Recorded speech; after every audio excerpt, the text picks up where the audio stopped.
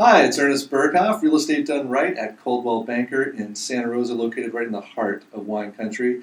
It's once again time for our mortgage moment with Eric Taggesell of Princeton Capital. And today, Eric, I want to talk a little bit about first-time home buyers. We're seeing a lot of activity as people are coming onto the market with interest rates being so low, home prices being more affordable really than they've been in recent memory, that's for sure.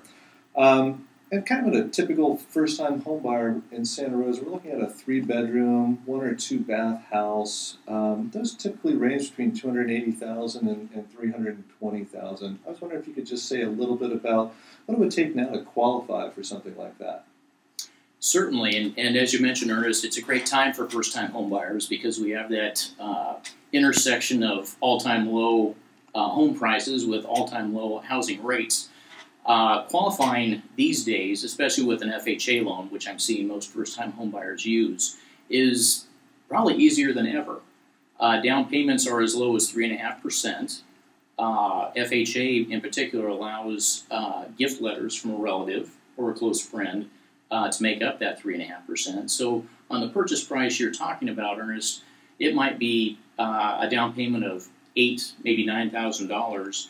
And if a person doesn't have that type of money, they can, like I say, get a gift from a relative or a close friend. At today's interest rates, so $8,000, it seems seems reasonable. At today's interest rates, what kind of payments are we looking at for something in that in that range?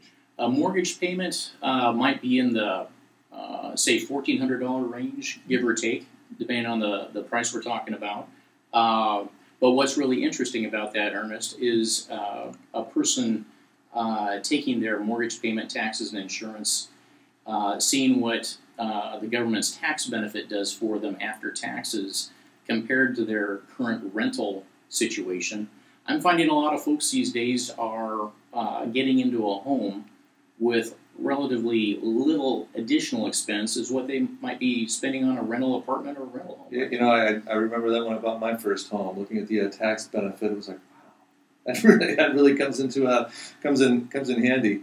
I guess one of the other questions I'm wondering is, what does it take to qualify? We hear a lot of horror stories now about, it's impossible to get a loan, it's impossible to qualify. What does it take now to qualify? What's the big factor? You know, probably the biggest factor is employment. Loans these days, and again, going back to FHA, they're very, FHA loans are very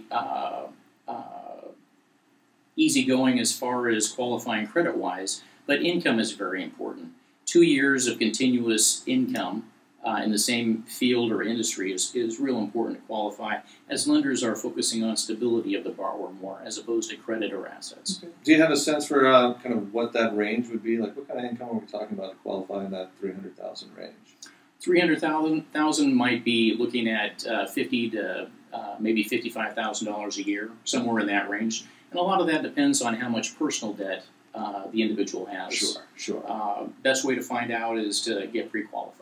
Fantastic. Well, thanks so much, Eric. Again, if you have any questions about anything that you've heard today, please feel free to give us a call or go to the website www.berghof-realty.com. Thanks a lot.